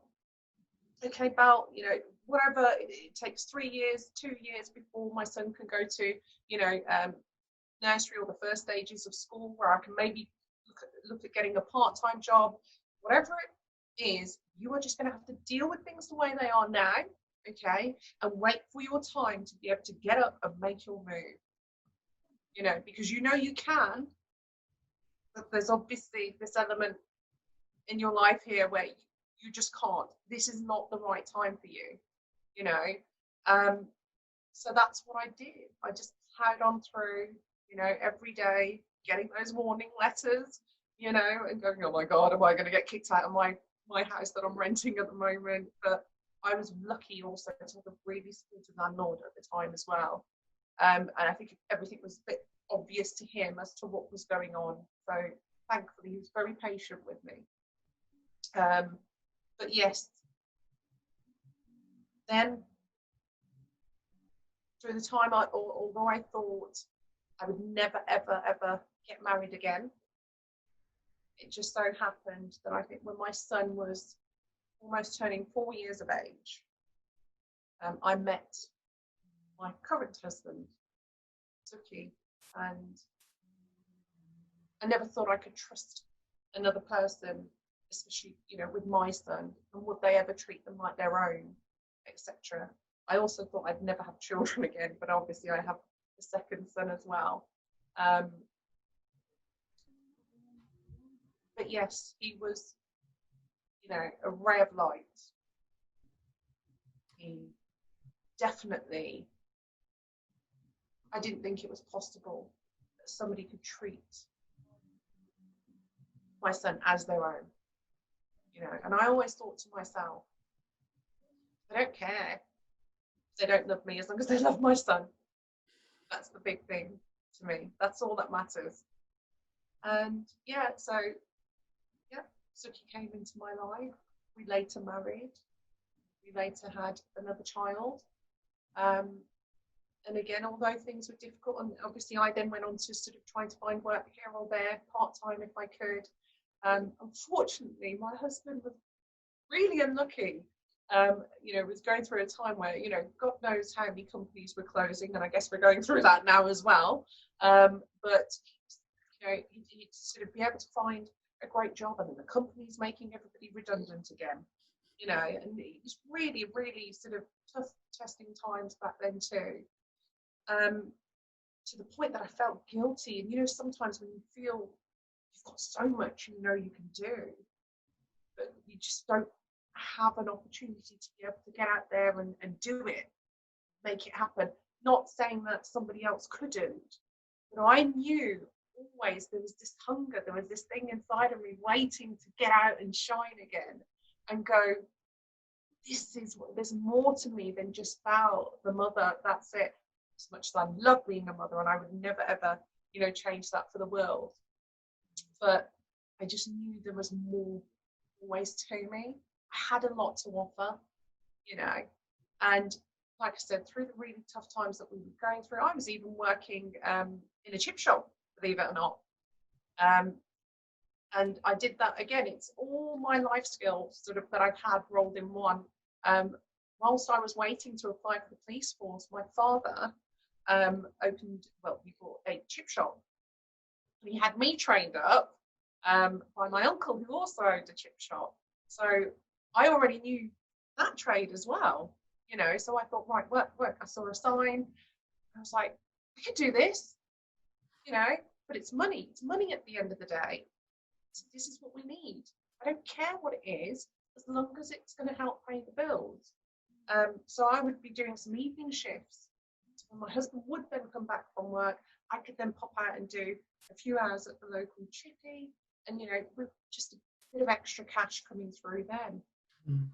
So when again people look at me today and think, oh, she's all prim and proper, drives a nice car, picture me scrubbing pans in the back of the chippy as well, you know, I was prepared to do that, you know. And it was at that point again, you know, slowly that I thought, right, okay, son's in school. My youngest was able to then go to nursery. And I thought, right, I need to look for work. You know, as I was still doing my night shifts, I was still continuously looking for work. And then I can't remember where I saw it, but I knew that the vacancy was going at this estate agency. And although I'd never, ever worked in the property industry before, my sort of philosophy is, one thing that I have done, because I did my business administration as well. So I thought, you know what, I've done business administration, I've managed offices, you know, I've churned out managers. So I already have the skills, you know, I have experience. So it doesn't matter what industry it is, because they all tend to have that common ground still, you know, and then you get to know the industry afterwards. But there's still sort of the basics that are applied in every business, you know. So I thought, right, let me just go for this. And again, as I already told you earlier, you know, initially they were telling me that I was overqualified, but I had to sort of fight my way and say, look, that's only going to work to your benefit. I'm not going to ask for more pay, you know, so you're going to benefit more, but I really, really need this job, you know. And it was from there where I worked with them for about, I believe, 3.5 years, to then sort of taking the plunge to say, right, it's time to get away from this. I'm very much, look, I'm all for everything. No moment I feel that it's a negative situation. I don't like being in negative situations. I don't like being around nonsense either, you know. And if you are going to be sort of contributing to negativity or, you know, nonsense situations or office politics, you know, I really don't like getting involved in that kind of stuff. But I just step away from that. There comes a time where I go, I can't do this anymore, because there's nothing challenging about, you know, all these little sort of niggly negative sort of situations and mentality. You can't change people's mentality, you know, you can't change people's attitude. You're in control of your own, you know, but you're not in control of somebody else's, you know, and it's not my right to, you know, to try and change that for you. You've got to want that change, you know, you've got to identify if it recalls or, you know, that change. But yeah, so that's when I sort of stepped away from there. So yeah, those, I'd say it's pretty tough for those 4, maybe 5 years of my life. Really, really testing times. But yeah, so Al might have looked like she went into hibernation, you know, but she knew her time was coming. I was just being patient. I suppose that goes into why you said that one of your keys to success was patience. Absolutely. Yeah. I knew it. I just had to wait for it. Yeah. It's like when you know your birthday's coming up and you're so excited. And you know it's your birthday. You know what day it's going to be on, what day it's going to land on. Okay? But you've got to be patient. You've got to wait for it to come around. So I suppose we've spoke about your police career. We spoke about time spent in marketing and sales, direct sales. Then we'll say the dark times, the times when, you know, the Bal that we know now had to go in hibernation for a little while, had to be patient, to do what you had to do for a child and for her. I suppose it brings us quite nicely to now, to tell me about regional homes. Tell me about what journey that has been like to start your own company, the challenges you've had to go through, and maybe even talk about the future of regional homes and where you want it to take it. Yeah, well, I mean, the challenge was like any. I knew there was going to be ups and downs. I'm always one, and I think what's helped me to get to where I am today is I remain, you could say, worried in one sense. I don't just assume success is going to be around me all the time. You know, I do fear that it could go tomorrow. You know, so very level-headed. I don't sort of think, right, I've got this now, that's it, I've done it. You know, I remain fearful that tomorrow it could all go away.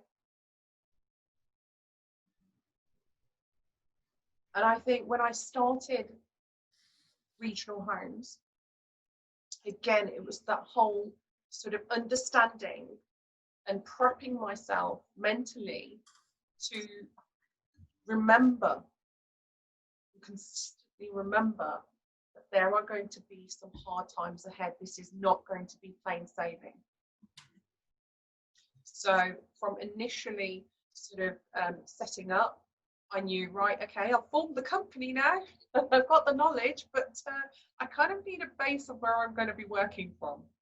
You know, where are people going to come to sort of sign their contracts, or, you know, if I do manage to get a client on board, how am I going to deal with this? Because they cannot come to my home. So I thought, right, well, you know, that's the next stage, premises. And I guess what was happening at the time of this, because it was literally, you know, within 2 weeks of me leaving where I was previously working for the estate agency that I worked for, to forming regional homes. all literally within a 2-week time frame. Wow, that's Yeah, intense. yeah, absolutely. There's like, you know, when the tough gets going, well, gets tough. You know, it's one of those mission on. You know, Mm. but yeah, I mean, at that time, I still had people that were headhunting me as well. So yeah, I used to get calls from people that have known what I've done, my capabilities, you know, over the years.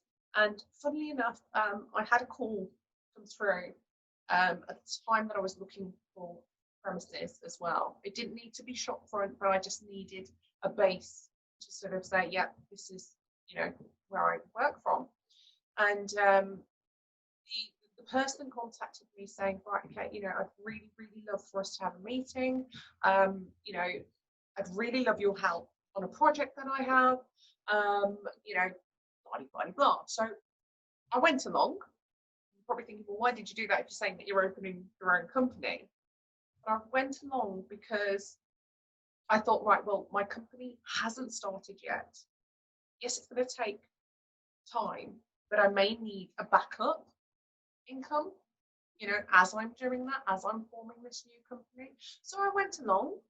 I had the meeting, um, very flattered, you know, by how they'd definitely done their homework. But they wanted help in their business, um, and were requiring my skills and experience. But as I was there, I couldn't help but scan the room around me. And that's something I do very much out of habit. That's not because I'm an ex-officer or anything like that. I very much scan everything within seconds of walking into a room, you know. And I'd already scanned the room and I thought, right, this is a huge premises. But there were loads of office desks and tables, and it was sort of like split into sort of sections as well. And I said, okay, so what normally goes on here? Because nobody was working there. And these were sort of workstations that they were setting up. One part of it was a team that they wanted me. That's where they obviously wanted to bring myself in to build that department for them. The other part was his, and then there was this whole free sort of area of office space. And I guess I just put my hat on and I just went, right, okay, well, this is what I'm doing currently at the moment. And I was very open and honest in saying, look, I've just formed my company. This is what I'm looking to do. That is my first priority. However, I do still see an opportunity of where you can get what you want and I can get what I want. And he was like, oh, okay. And I said, so you need me. Technically, we need to be under the same roof. Okay, in order for me to help build your team, develop what needs to be done. And I said, but you have a whole sort of area over there that is just doing nothing. The desks and tables and chairs and PCs, everything are all there, but it is not in use. I said, so how about you let me, on that section over there, run regional homes, and whilst that is quiet, and until that builds up, okay, I will help you build your team over here. And I said, you don't need to pay me. So all this discussion of money, you don't need to pay me. Consider that the payment. And he went, deal. So that was when I initially had the office premises. So now I didn't need to worry about paying rent for the office premises. I didn't need to worry about IT equipment or broadband, telecoms, you know, so it was a good deal breaker for me. And at the same time, I very much dedicated all the time that I had over there. And he could see very quickly how things were building, how quickly I've got things sort of going on my side, you know, as well as doing what I needed to do. And I think it just sort of made him understand why he'd made that call to me as well. I think it just sort of justified it even more, saying, given the tools, this is what I can do. The deal was 6 months of that rent-free, etc. period. And then I think his health wasn't too well, and I think he decided to just change a different direction with his own company. And then I was sort of within 6 months thinking, I need, well, I'm in a position to be able to go and look for a, shop premises and it should be visual, more visual to people. Lo and behold, I think within the first 8, maximum 9 months of regional homes, I was then on the high street. And yeah, it's been brilliant ever since. But what's helped my company grow, what's behind the growth is me genuinely caring about my customers. I knew I wanted to be different. Estate agencies have a horrible stigma attached to them. Let's face it, rogue agents this, rogue agents that, and I totally agree. There are many agents that operate very poorly and maybe do things that they shouldn't do. I mean, I saw that first-hand experience for where I was working. I was quite shocked, and my eyes were open to so much to go, whoa, are you seriously doing this?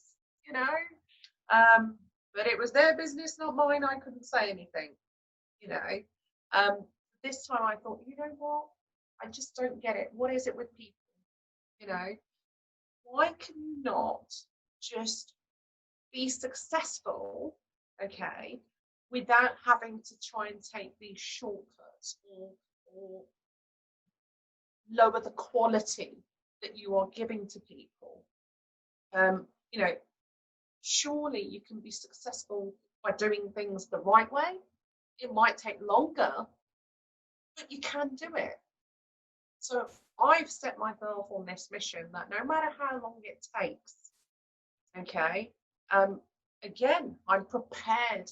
I have the patience to wait there as well. That even if my company is growing at a slower pace than Connell's, Dixon's, whoever it is, that's okay, because as long as I know that anything that I have done, any money that I have made, I've made it the right way. I've not done somebody over.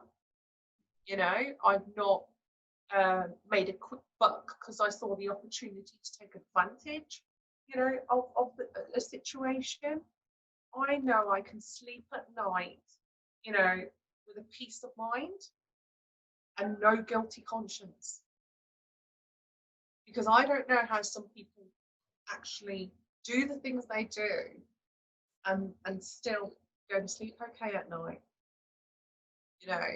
So for me, I think because I had that in my head, I don't care how long it takes, but I will prove you can do this without being dodgy.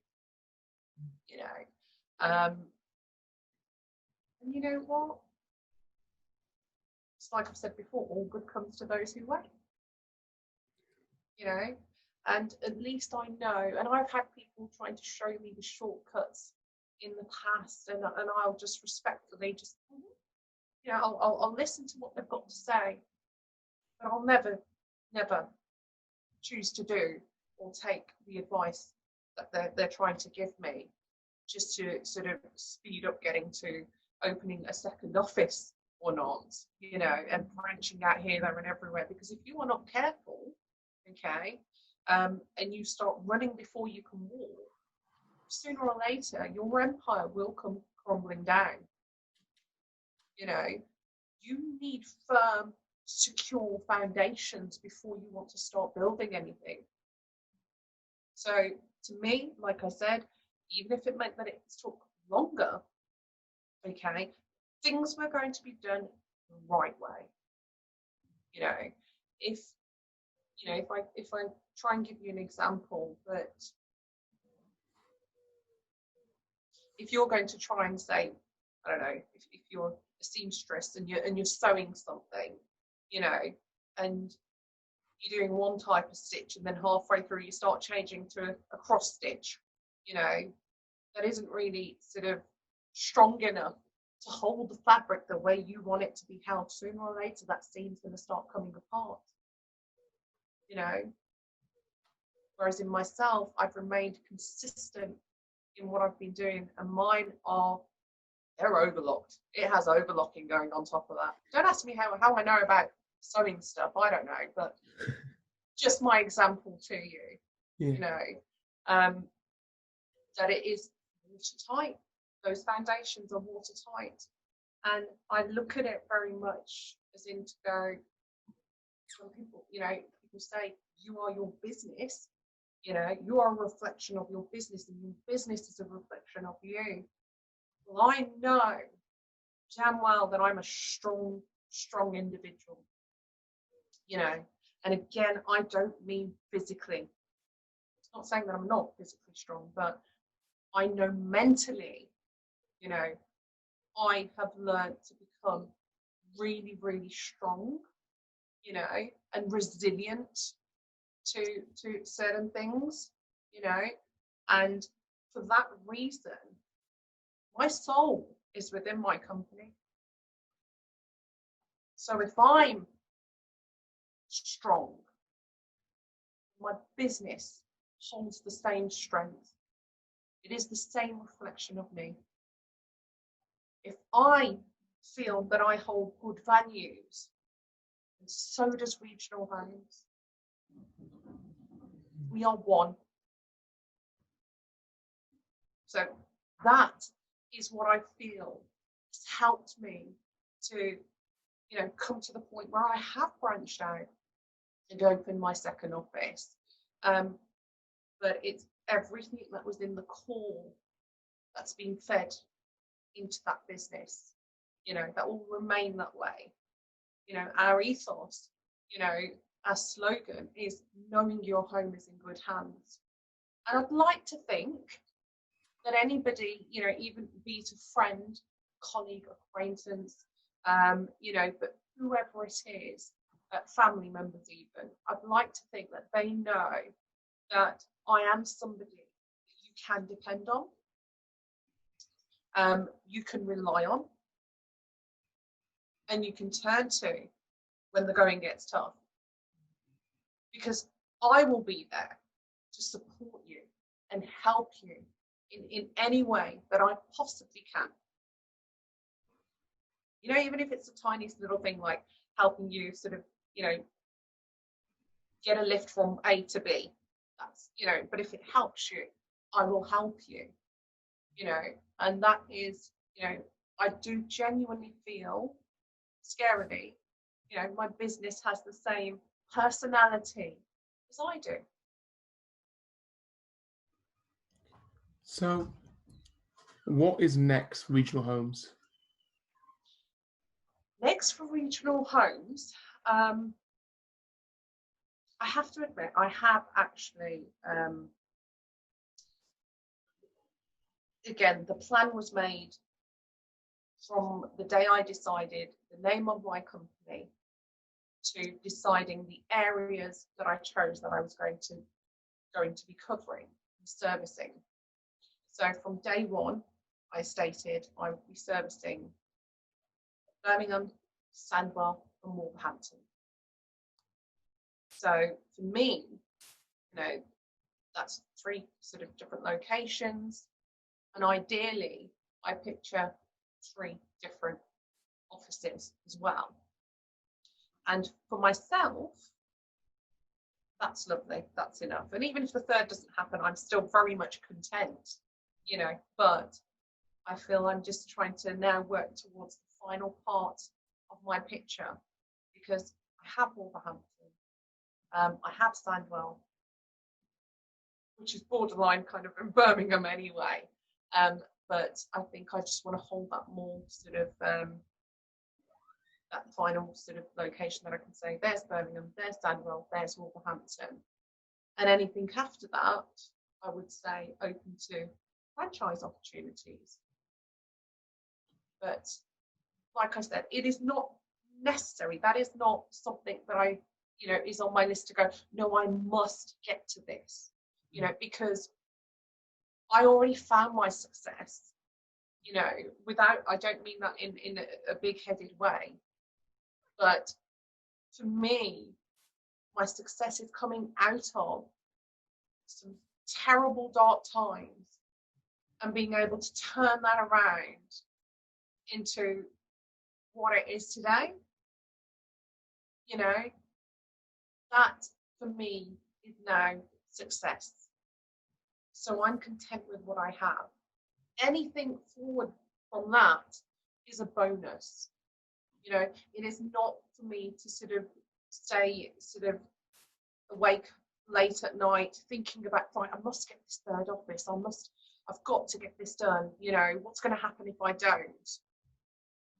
That isn't the case anymore. I would have been happy with even just the one office, because that one office gave me the opportunity to financially secure, and give that financial security to my family, but also it's giving my kids, hopefully, a legacy to be able to sort of hold on to. Just a lot of this, I hope, has been a big example for my children, for them to sort of have many things. It's kind of like having the answers given to you to a test paper in the future. To go, hold on a minute, Mom's already given us the answers here. So it can prep them and they can be smart, hopefully, and sort of look at that and learn that throughout everything, no matter what it was, okay, hard work definitely pays off. And never to be afraid of working hard, embrace it. Because through that, you can achieve whatever it is that you want to achieve. So, yeah, I'm just really happy in the fact that I do have the 2 branches. Yes, I'm probably looking, I know I am looking for the 3rd at the moment. And that's just because, like I said, maybe I'm a little bit of a perfectionist, and I'm seeing, a little picture that is sort of 70% done. Yeah, it's 70% complete, and I want to finish the portrait. That's basically what I feel regional homes, they possibly have in store. God only knows. I suppose my next and probably my last question is, now that we know what's in store for regional homes, potentially, 3rd place and then maybe a franchise opportunity for further and further field, which I personally think is probably going to happen. I think that you're just too driven and you love what you do to let it be in one place. And if the opportunity comes along, I'm sure if someone said, "Oh, I'd love regional homes in Manchester," I'm sure that I've even been looking internationally. I'm going, oh, let's go international, actually. So, yeah. I don't know. I just really don't know. So my next question is, what's next for Bal Heer?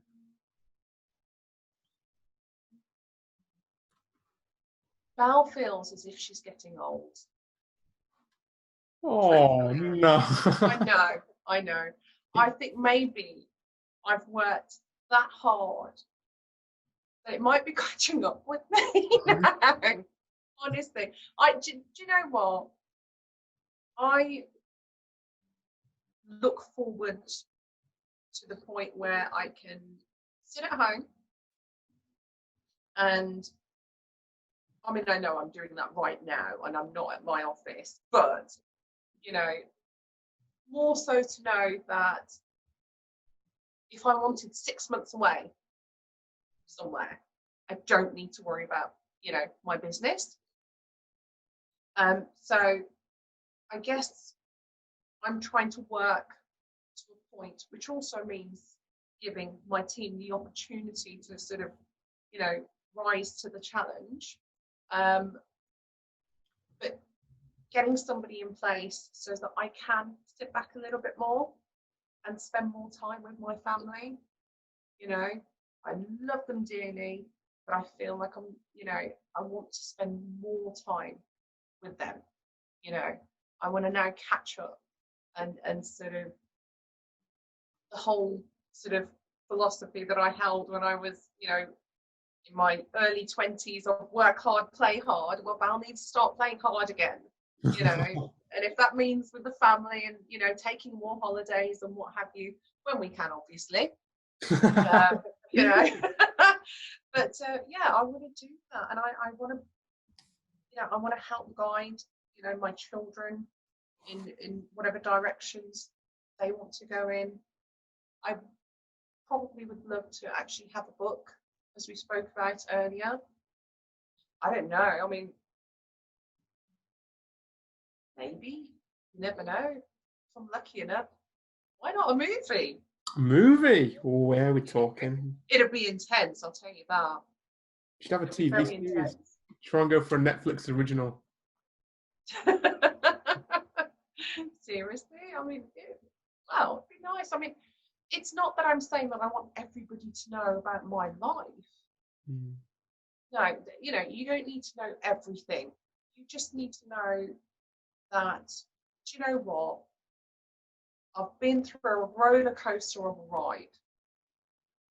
But at the end of it, I've learnt so much.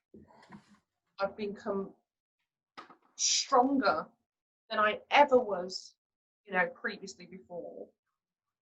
I've learnt that all my mistakes that I made in life, everything that somebody probably might turn around and say, oh, but you regret that, don't you? But you regret this now, don't you? You shouldn't have married him, should you? But what I sort of see from this is, look, if I didn't go through what I went through, would I really be where I am today? Would I be having this interview with you? Would I be asked to come and speak at an event somewhere? No. And whereas initially, once I'd lost that faith, I guess one thing that I'd like to clear up whilst we're having this interview is, that isn't the case now. Because I understand that instead of feeling attacked, or punished for, how things were going in my life at one point, today I understand and I realise that I was only being prepared. I was being prepared for what was to come. I was being strengthened even further for what I needed that strength, to what I was going to endure. What I was going to have to sort of go through, the things that I was going to have to face, the challenges that I was going to have to face, the heartbreak that I was going to have to go through. I needed to be prepared. And everything that's brought me to this moment that I'm at today, it's all been a work in progress. And like I said, had I not have gone through that, had I not have experienced that, God, even the having, I feel that I'm more humble as a person today. I'm a lot more humbled by things. I'm grateful. I'm scared that it could end. Not to the point of what am I going to do after that, if it did, but just when you've had something and then you're stripped away from that, or that's stripped away from you, and then slowly but surely you've built it to be able to have that back in your life again, there's a fear that it might go again. You know, so I really, really am grateful and humble to know that I have achieved what I've achieved, you know, that I am where I am, and that I've managed to do what I have done so far. You know, there's a lot of gratitude there. I never, ever, ever, you know, if somebody says, you know, oh, and I know I've mentioned this before, but when people say things like, oh, you're lucky you are, you know, you've got a nice home, you've got a lovely car, and you've got your businesses. Nothing of that was luck. None of that had anything to do with luck. You know, that was pure hard work and determination. That's what that was. So I guess, and I know you haven't asked me the question, but if there's somebody out there, you know, questioning themselves, you know, or asking themselves, you know, on how do they take that next step, you know, what do they need to do to cross, you know, that line and get onto the side where the grass is more greener. You need to work hard, and you need to understand that that may not be for a day, that may not be for a week, that potentially could mean grafting for years, but sooner or later you will reap your reward. You will reap the reward for what you have sown.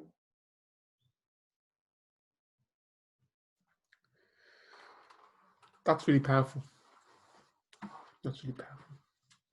I think from this interview, it's been, you know, nearly 3 hours we've been doing it for. I think I've learned that you are a person that values family over all else. 100%. I think you're a person which values respect and all its forms over all else. And it's the respect and the love of your family is why you do everything. Even when you were a police officer and you didn't really have your own family, obviously you had a family, but you didn't have your own family, you were thinking about the future and that your children yet to be. And I think that is a true testament to the woman that you are, that you can have it all. It just takes a lot of sacrifice. And in a way, it's a little bit hyperbolic that to have it all, we have to sacrifice a lot. But as you say, all things come to those who wait and those who are patient. And you, Bal, have been extremely patient in your time here. Not just here, I mean, in general. I think that you've had to go through a lot, but you've reaching a point now where, you know, as you said, that you can take 6 months out and go, I'm going to spend this with my family. I'm going to do what I want. And I think what I've got from what's next for you is, I think that you want to now start telling your story, not for you, because you don't need to tell your story just for you. You want to tell your story for the people who was in your position, you know, when you had your first child, in that 5-year period where it was a struggle, for you to speak your story, speak your truth to people in that position, for you to go, it does get better. Just get your head down and work hard.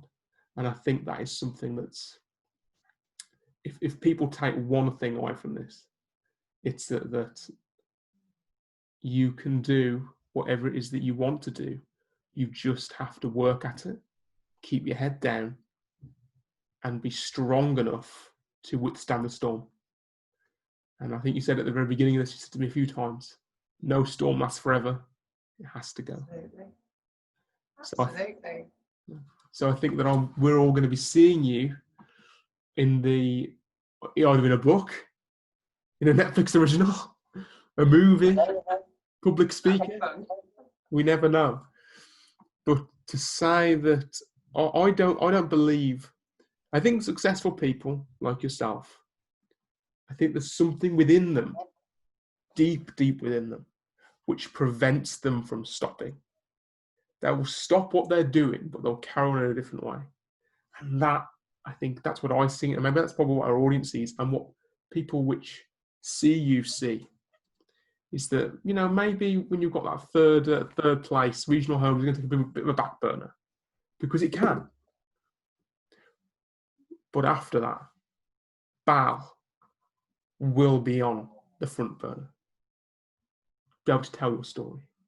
I think that's truly a wonderful thing. And I'm very honoured that the very first time we've been able to do this, we've had someone on as amazing as you. So I'd like to thank you for taking the time out to have this conversation. It's been really wonderful. My pleasure. I'd like to thank you because at the end of the day, if this, chat that we've had today, can be of any help to somebody else, it's people like yourself that are putting that out there. So this isn't for, gaining more credibility or, anything like that. It seriously is, don't know which way to turn sometimes. People really just don't have a clue. And sometimes, if they see me and go, who's that? What's she on about? Let's have a little listen. And they can identify with something. This isn't just for the single mother. This isn't just for, the female as well. Even to men out there, there's a lot of pressure, that I know that men also go through. And even my advice to them, first and foremost, don't be afraid to talk about your problems, because half the time when I've done that, not that I've, gone bombarding somebody's ear, but I very rarely do. But when I do, and I'm talking about it, I end up automatically finding the answer that I need as well. Sometimes you've just got to, you've got to stop thinking that it's not okay to show your flaws. Nobody is perfect. I'm not perfect. Far from it. I've made 1,001 mistakes in my life. But at the end of the day, it's so easy for me today to be able to talk to people like yourself, and tell you my journey, because there's nothing I fear I have to hide. I am who I am. I am who you see. I wear my heart on my sleeve, and I don't sugarcoat anything. So sometimes it's good when I open my mouth, and sometimes it isn't. Well, it's been very good. It's been a fantastic 3 hours, and it's been wonderful. So thank you again. It's been fantastic.